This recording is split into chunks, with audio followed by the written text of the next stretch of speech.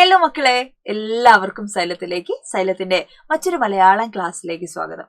അപ്പൊ ഇന്ന് നമ്മുടെ അടിസ്ഥാന പാഠാവലിയിലെ അവസാനത്തെ നമ്മുടെ തേർഡ് യൂണിറ്റിലെ തേർഡ് ചാപ്റ്റർ ആണ് നമ്മൾ ഇന്ന് ഡിസ്കസ് ചെയ്യാൻ പോകുന്നത് കേട്ടോ. എന്താണ് പാഠഭാഗത്തിന്റെ പേര്? ഭക്ഷണവും ആരോഗ്യവും എന്നാണ് നമ്മളുടെ ചാപ്റ്ററിന്റെ പേര്. അപ്പോൾ ആരോഗ്യത്തിന്റെ രസക്കൂട്ടുകൾ എന്ന് പറയുന്ന യൂണിറ്റിലാണ് നമ്മൾ പഠിച്ചുകൊണ്ടിരുന്നത് അല്ലെ. അപ്പൊ എന്തിനെ കുറിച്ചാണ് നമ്മൾ ഈ യൂണിറ്റിൽ പഠിക്കുന്നത്? ഭക്ഷണത്തെക്കുറിച്ച്, മാറുന്ന ഭക്ഷണ സംസ്കാരത്തെക്കുറിച്ച്, അതുണ്ടാക്കുന്ന രോഗങ്ങളെ കുറിച്ച് അല്ലെ, രുചി വൈഭവം അല്ലെ, വൈവിധ്യങ്ങളെ കുറിച്ചൊക്കെ നമ്മൾ കഴിഞ്ഞ ക്ലാസ്സുകളിൽ ഡിസ്കസ് ചെയ്തു അല്ലെ. ആദ്യത്തെ പാഠം ഏതായിരുന്നു ഈ യൂണിറ്റിലെ? അല്പമല്ല ഭുജിക്കുന്നു എന്ന് പറയുന്ന ഭക്ഷണപ്രിയരായിട്ടുള്ള ആളുകളെ വിമർശിക്കുന്ന നമ്പ്യാരുടെ ഒരു കൃതിയാണ് ആദ്യത്തെ പാഠഭാഗം. രണ്ടാമത് നമ്മൾ പഠിച്ചത് അല്ലെ, ഭക്ഷണത്തോടുള്ള ആർത്തി മൂത്ത് ഭ്രാന്തായി പോയ കിട്ടുമാവൻ എന്ന് പറയുന്ന അല്ലെ മനുഷ്യന്റെ കഥയാണ് തകഴി അല്ലെ അവതരിപ്പിച്ചിട്ടുള്ളത്. മൂന്നാമത്തേതാണ് നമ്മുടെ ഭക്ഷണവും ആരോഗ്യം എന്ന് പറയുന്ന പാഠഭാഗം. ഓക്കെ, അപ്പൊ ഇത് ഏത് കൃതിയിൽ നിന്നാണ് എടുത്തതെന്ന് അറിയാമോ? Bringing food economy home local alternatives to global agri business എന്ന് പറയുന്ന കൃതിയിലുള്ള ഒരു ഭാഗമാണ്. Hodge, Todd Merrifield, Stephen Gorelick എന്നിവർ ചേർന്നിട്ടാണ് ഈ കൃതി എഴുതിയിരിക്കുന്നത്. ഈ കൃതിയെ മലയാളത്തിലേക്ക് വിവർത്തനം ചെയ്തിട്ടുള്ളത് ശ്രീ MP പരമേശ്വരൻ, KK കൃഷ്ണകുമാർ, ആശ എന്നിവരാണ് ഈ കൃതി എന്ത് ചെയ്തിട്ടുള്ളത്? മലയാളത്തിലേക്ക് വിവർത്തനം ചെയ്തിട്ടുള്ളത്. അപ്പോൾ നമ്മുടെ ഭക്ഷണം നമ്മുടെ നാട്ടിൽ എന്ന അല്ലെ ആഗോള അഗ്രി ബിസിനസിന് പ്രാദേശിക ബദലുകൾ എന്ന വിവർത്തന കൃതിയിൽ നിന്നുമാണ് ഈ ഒരു പാഠഭാഗം എടുത്തത് കേട്ടോ. ഭക്ഷണവും ആരോഗ്യം എന്ന് പറയുന്ന പാഠഭാഗം എടുത്തിട്ടുള്ളത് കേട്ടോ. അപ്പൊ എന്താ ഇതിൽ പഠിക്കുന്നതെന്ന് ചോദിച്ചു കഴിഞ്ഞാൽ ആഗോള ഭക്ഷ്യവ്യവസ്ഥയെക്കുറിച്ചും അതുണ്ടാക്കുന്ന പ്രതിസന്ധികളെ കുറിച്ചുമാണ് എന്ത് ചെയ്യുന്നത്? ഈ ഒരു പാഠഭാഗം ഡിസ്കസ് ചെയ്യുന്നത്. ഞാൻ നേരത്തെ പറഞ്ഞതുപോലെ നമ്മൾ ഈ പാഠഭാഗങ്ങളൊക്കെ വെറുതെ പരീക്ഷ എഴുതാൻ A+ വാങ്ങാൻ പഠിക്കുകയല്ല എന്നതിനപ്പുറത്തേക്ക് എന്താണ്, ഇതൊക്കെ നമ്മളുടെ ജീവിതത്തെ കുറിച്ചാണ് പഠിക്കുന്നത്. നമ്മൾ പലതരത്തിലുള്ള തിരിച്ചറിവുകളാണ് എന്ത് ചെയ്യണേ ഈ ഭാഗങ്ങളൊക്കെ നമുക്ക് നൽകുന്നതെന്നുള്ളതാണ് കേട്ടോ. അപ്പൊ വളരെ പ്രാധാന്യത്തോടു കൂടെ അല്ലെ നമ്മൾ അത്തരം കാര്യങ്ങളൊക്കെ തിരിച്ചറിയുക കൂടിയാണ് ഈ പാഠഭാഗവുമായി ബന്ധപ്പെട്ട് നമ്മൾ ചെയ്യേണ്ടത് അല്ലെ. അപ്പൊ പുതിയ കാലത്ത് പലതരത്തിലുള്ള വാർത്തകൾ നമ്മൾ കേൾക്കുന്നുണ്ട്, പലതരത്തിലുള്ള കാര്യങ്ങൾ നമ്മൾ കേൾക്കുന്നുണ്ട് അല്ലെ. ഭക്ഷണത്തിന് കൃത്രിമ നിറങ്ങൾ ഉപയോഗിക്കുന്നു, നിറങ്ങൾ ആരോഗ്യത്തിന് ഹാനികരമായിട്ടുള്ള കാര്യമാണ് അല്ലെ. പലതരത്തിലുള്ള ക്യാൻസർ പോലെയുള്ള പലതരത്തിലുള്ള അസുഖങ്ങൾ എന്ത് ചെയ്യുന്നു, ഇത് നമുക്ക് ഉണ്ടാക്കുന്നുള്ളതാണ്. അപ്പോൾ നമുക്ക് നമ്മുടെ ലോകത്ത് ഇന്ന് പേരറിയാത്ത പലതരത്തിലുള്ള അസുഖങ്ങളാണ് നമ്മളുടെ ചുറ്റും എന്നുള്ളത്. എന്തൊക്കെ ജാതി അസുഖങ്ങളാണ് മനുഷ്യനെ പിടിച്ചു കുലുക്കുന്നത് അല്ലെ. എന്തൊക്കെ പേരുകളിലാണ്, എത്ര ലക്ഷക്കണക്കിന് മരുന്നുകളാണ്. ഫാർമ എന്ന് പറയുന്ന നമ്മളുടെ വെബ് സീരീസ് ഒക്കെ നിങ്ങൾ കണ്ടിട്ടുണ്ടാവും. വളരെ കൃത്യമായ രീതിയിൽ ഈ നമ്മളുടെ എന്താണ് ശാസ്ത്രം, അതായത് നമ്മളുടെ ഈ ഒരു മെഡിക്കൽ അല്ലെ ബിസിനസ് രംഗം എന്ത് ചെയ്യണോ, ആ മനുഷ്യരെ കൊലയ്ക്ക് കൊടുക്കാൻ പാകത്തിലേക്ക് തയ്യാറാക്കുന്ന പലതരത്തിലുള്ള കാര്യങ്ങൾ എന്താണ് നമ്മൾ ഇതിനകം പല വാർത്തകളിലും അല്ലെ സിനിമകളിലൊക്കെ നമ്മൾ കണ്ടു കഴിഞ്ഞതാണ്. അപ്പോൾ പ്രത്യേകിച്ച് നമ്മൾ കോഴിക്കോട് എന്നൊക്കെ പറയുന്നത് എന്താണ്, ഏറ്റവും കൂടുതൽ ഹോട്ടലുകളും അല്ലെ അത്രയധികം വൈവിധ്യമാർന്ന ഭക്ഷണങ്ങളാണ്, ഏറ്റവും കൂടുതൽ രോഗികളുള്ളതും കോഴിക്കോട് ജില്ലയിൽ തന്നെയാണെന്നാണ് പുതിയ പഠനമൊക്കെ വന്നിട്ടുള്ളത്. അപ്പോൾ അത്രയും വൈവിധ്യമാർന്ന ഭക്ഷണങ്ങൾ അല്ലെ, പലതും എന്താ പറയാ പല രീതിയിൽ പല കെമിക്കലായിട്ടുള്ള സാധനങ്ങൾ. ഇപ്പോൾ പച്ചക്കറി ഒന്നും നമുക്ക് വിശ്വസിച്ച് കഴിച്ചുകൂടാൻ പറ്റാത്തൊരു കാലത്ത് നമ്മൾ ജീവിക്കണം അല്ലെ. അതായത് ഫുള്ള് കീടനാശിനിയാണ്, എല്ലാം ഈ പറയുന്ന ഭംഗിയിൽ നിലനിൽക്കാൻ വേണ്ടി. ഇപ്പോൾ തക്കാളിയൊക്കെ നമുക്ക് ചുവന്ന ഒരു കുത്തുപോലും ഇല്ലാത്ത തക്കാളിയൊക്കെ നമുക്ക് ആവശ്യം. അതിന്റെ ബ്യൂട്ടി എന്ന് പറയുക എസ്തെറ്റിക്സ് ആണ് നമ്മൾ കൂടുതൽ നോക്കുന്നത് അല്ലെ. അപ്പൊ അങ്ങനെയുള്ള സാധനങ്ങളൊക്കെ എന്താണ് കൃത്രിമമായിട്ട് ഉണ്ടാക്കുകയായിരിക്കും എന്ന് ചിന്തിക്കാനുള്ള ബോധം പോലും ഇല്ലാത്തൊരു തലമുറയായിട്ട് സാക്ഷര കേരളം മാറിക്കൊണ്ടിരിക്കുന്ന കാലത്ത് അനുദിനം എന്ത് ചെയ്യാണ്, ഈ രോഗികളുടെ എണ്ണമൊക്കെ കൂടുകയാണ്. നമ്മൾ കാണുന്നുണ്ട് പലതരത്തിലല്ലേ, കുഞ്ഞു കുട്ടികൾ മുതൽ വലിയ ആളുകൾ വരെ രോഗത്തിന് കീഴടങ്ങപ്പെടുന്നുണ്ട്, പലതരത്തിലുള്ള അസുഖങ്ങൾ വരുന്നുണ്ട്, ചില കുഞ്ഞുങ്ങൾ മരിച്ചു പോകുന്ന വാർത്തകൾ നമ്മൾ കാണുന്നുണ്ട്. ഇതൊക്കെ നടക്കുന്നത് നമ്മളുടെ ചുറ്റുമാണ്. നമ്മൾ കഴിക്കുന്ന ജെംസ് മിഠായി പോലെയുള്ള മിഠായികളൊക്കെ ഉണ്ട് അല്ലെ, പലതരത്തിലുള്ള മിഠായി, പലതരത്തിലുള്ള കളറുകൾ, ഇതൊക്കെ നമ്മുടെ ഉള്ളിലേക്കാണ് പോണേ അല്ലെ. അപ്പൊ അതൊക്കെ വാർത്തകൾ നമ്മൾ പഞ്ഞി പോലെയുള്ള മിഠായികൾ, പലതരത്തിലുള്ള മിഠായി. ഇപ്പൊ കഴിഞ്ഞ ദിവസം ഒരു വാർത്ത കണ്ടു, നമ്മൾ ഈ റെഡ് ബുളിനൊക്കെ പകരമായിട്ട് ഡ്രൈവർമാരൊക്കെ ദൂരേക്ക് യാത്ര പോകുമ്പോൾ ഉറക്കം വരാണ്ടിരിക്കാൻ വേണ്ടിയിട്ട് വണ്ടിയിൽ നിന്ന് കുടിക്കുന്ന ഒരു റെഡ് കളറുള്ള ഒരു പാനീയമുണ്ട്. അപ്പൊ അത് ഉപയോഗിച്ചിട്ട് ഒരാൾ അയാളുടെ ടയർ ഇങ്ങനെ ഒരച്ച് കഴുകുകയാണേ. എന്നിട്ടോ ഈ കളർ മാറൂല, അത്ര ബ്ലാക്ക് കളർ 2-3 ദിവസം കഴിഞ്ഞാൽ ടയറിന്റെ മുകളിൽ നിന്ന് മാറുമെന്ന്.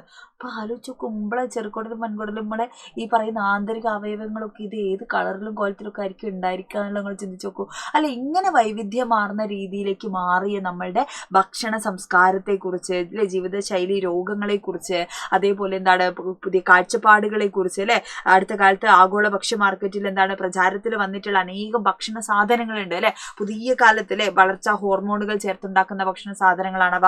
അതിൽ ഹാമ്പർ, കീടനാശിനി ഇതൊക്കെ സുലഭമായിട്ട് അടങ്ങിയിട്ടുള്ള പച്ചക്കറികൾ, അതേപോലെ അമിതമായിട്ട് ശുദ്ധീകരിച്ചുള്ള പഞ്ചസാര ചേർത്തിട്ടുള്ള ഉൽപ്പന്നങ്ങൾ, ഇതൊക്കെ ശരീരത്തിന് എത്രത്തോളം ഹാനികരാണ്. പിന്നെ പലതും എന്താണ് നമുക്ക് ഈ ബ്യൂട്ടി വളരെ ഭയങ്കര ഘടകമാണ് നമുക്ക്. അപ്പൊ ഈ മണ്ണിലുള്ള സൂക്ഷ്മജീവികളൊക്കെ ചെറുതായിട്ടൊന്ന് കടിക്കുകയും മാന്തമൊക്കെ ചെയ്യുന്ന സമയത്ത് സ്വാഭാവികമായിട്ട് എന്ത് ചെയ്യണോ, ഇച്ചിരി പൊട്ടിയതും ചളുങ്ങിയതൊക്കെ ആയിട്ടുള്ള പച്ചക്കറിയാണ്, അല്ല ഹെൽത്തി ആയിട്ടുള്ള സാധനം നമുക്ക് തിരിച്ചറിയാൻ പറ്റുന്നില്ല. നമ്മൾ നല്ല ബ്യൂട്ടിഫുൾ ആയിട്ട് അല്ലെ തക്കാളിയൊക്കെ ഇങ്ങനെ ഉണ്ടാക്കി എടുത്തതുപോലെ കിട്ടിയാലേ നമ്മൾ കഴിക്കുള്ളൂ, ചെയ്യാതെ ഉടയാതെ അല്ലെ.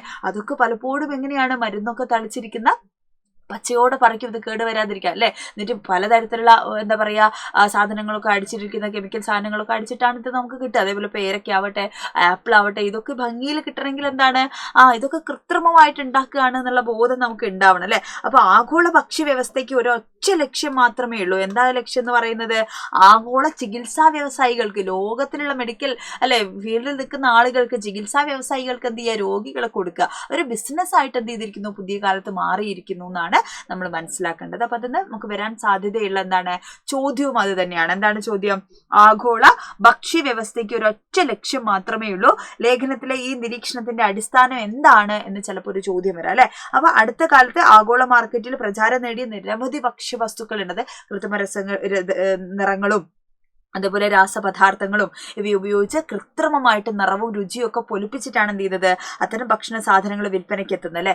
ആഗോള ചികിത്സാ വ്യവസായികൾക്ക് രോഗികളെ, ഉപഭോക്താക്കളെ എന്നാണ് പറയുന്നത്, രോഗികളെ ഉണ്ടാക്കി കൊടുക്കാൻ എന്താണ് ശ്രമിക്കുകയാണ് ഈ ഭക്ഷ്യ വ്യവസ്ഥയുടെ ലക്ഷ്യം. കാരണം ഇങ്ങനെയുള്ള കേടുള്ള ഭക്ഷണങ്ങൾ കഴിച്ച് എന്ത് ചെയ്യുന്നു, ആളുകൾ മുഴുവൻ രോഗികളാവും. അപ്പൊ ഇത് ആർക്കുള്ള പൈസയാണ്? കുടുംബം വിറ്റിട്ട്, സ്ഥലം വിറ്റിട്ട്, വീട് വിറ്റിട്ട് വരെന്ത് ചെയ്യും, നമ്മളെ പ്രിയപ്പെട്ട ആളുകളെ നമ്മൾ ചികിത്സിക്കില്ലേ. അപ്പൊ അതിന് വേണ്ടിയിട്ട് എന്ത് ചെയ്യാണ്, ഈ പറയുന്ന ചികിത്സാ വ്യവസായികൾക്ക് പൈസ ഉണ്ടാക്കി കൊടുക്കാൻ വേണ്ടിയിട്ട് ആളുകളെ മുഴുവൻ കുറയ്ക്കും കൊടുക്കുന്ന ഒരു സമ്പ്രദായമാണ് നമ്മുടെ നാട്ടിലിപ്പോൾ നടന്നുകൊണ്ടിരിക്കുന്നത് എന്നുള്ളതാണ് നമ്മൾ മനസ്സിലാക്കേണ്ട ഒരു പ്രധാനപ്പെട്ട കാര്യം എന്ന് പറയുന്നത്. അപ്പൊ ഇങ്ങനെ രോഗികളെ സൃഷ്ടിക്കുകയാണ് അല്ലെ ആഗോള ഭക്ഷ്യ വ്യവസ്ഥയുടെ പ്രധാനപ്പെട്ട ലക്ഷ്യം എന്ന് പറയുന്നത്. എന്താണ്? ഈ തരത്തില് കൃത്രിമമായിട്ടുള്ള ഭക്ഷണവും അതേപോലെ എന്താണ് നമുക്ക് ശരീരത്തിന് ഹാനികരമായിട്ടുള്ള, അതുപോലെ നമ്മുടെ ജോലി വളരെ സ്ട്രെസ്ഫുൾ ആയിട്ടുള്ള അല്ലെ ലൈഫ് സ്റ്റൈലാണ് ഇപ്പൊ നമ്മുടെ ലോകത്തിൽ നടന്നുകൊണ്ടിരിക്കുന്നത് അല്ലെ. ആളുകൾക്ക് ഉറക്കമില്ല.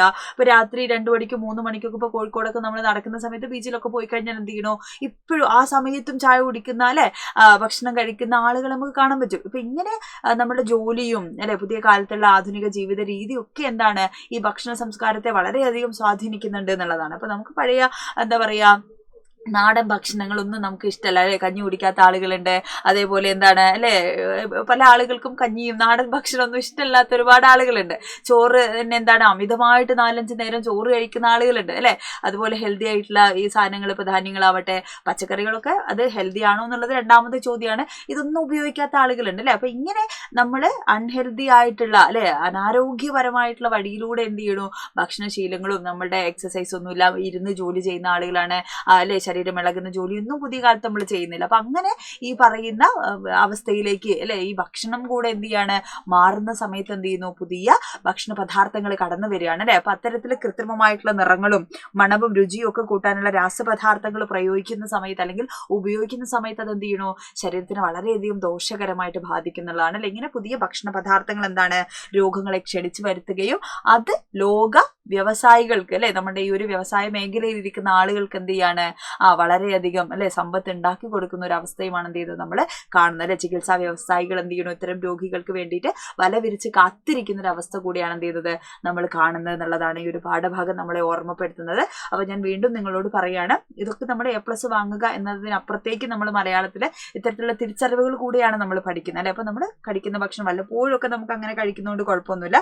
എങ്കിലും എപ്പോഴും എന്ത് ചെയ്യാം, നമ്മൾ നല്ല അല്ലെ ഹെൽത്തി ആയിട്ടുള്ള ഫുഡൊക്കെ കഴിക്കാൻ വേണ്ടി നമ്മൾ ശ്രദ്ധിക്കുക എന്നുള്ളതാണ്. അപ്പൊ ഇത് വളരെ പ്രധാനപ്പെട്ട ഒരു പാഠഭാഗമാണ്. ഇത്തരത്തിലുള്ള ചോദ്യങ്ങൾ 7 മാർക്കിനും അല്ലെ നമുക്ക് ഉപന്യാസമായിട്ടും മുഖപ്രസംഗമായിട്ടും പ്രഭാഷണമൊക്കെ ആയിട്ടും ചോദിക്കാൻ സാധ്യതയുള്ള ഒരു വിഷയം തന്നെയാണ് ഈ പാഠഭാഗം ചർച്ച ചെയ്യുന്നത്. അപ്പൊ അതുകൊണ്ട് എന്ത് ചെയ്യുക, വളരെ നന്നായിട്ട് ആ പാഠഭാഗം പഠിക്കുക. അടിപൊളിയായിട്ട് പരീക്ഷയ്ക്ക് വേണ്ടി എന്ത് ചെയ്യണം, നമുക്ക് ബാക്കിയുള്ള പാഠങ്ങളൊക്കെ സെറ്റ് ആക്കേണ്ടതുണ്ട്. അപ്പൊ ഇത് മാക്സിമം എന്ത് ചെയ്യുക, നിങ്ങളുടെ ഫ്രണ്ട്സിനൊക്കെ ഷെയർ ചെയ്ത് കൊടുക്കുക. ഇനി ഇതുപോലെ നിങ്ങൾക്ക് കേരള പാഠാവലിയിലൊക്കെ സംശയമുള്ള പാഠഭാഗങ്ങളൊക്കെ ഉണ്ടാവാം ചില പോലെ. അപ്പൊ അത്തരം പാഠഭാഗങ്ങളൊക്കെ മക്കൾ കമന്റ് ചെയ്യുകയാണെങ്കിൽ നമുക്ക് ഇനി വരുന്ന വീഡിയോകളിൽ എന്ത് ചെയ്യാം, അത്തരം പാഠഭാഗങ്ങൾ കൂടെ ടീച്ചർ പറഞ്ഞുതരാൻ വേണ്ടി ശ്രമിക്കുക. അപ്പോൾ മാക്സിമം ഫ്രണ്ട്സിനൊക്കെ ഷെയർ ചെയ്ത് കൊടുക്കുക. അടിപൊളിയായിട്ടിരിക്കുക, നന്നായിട്ട് പഠിക്കുക കേട്ടോ. All the best.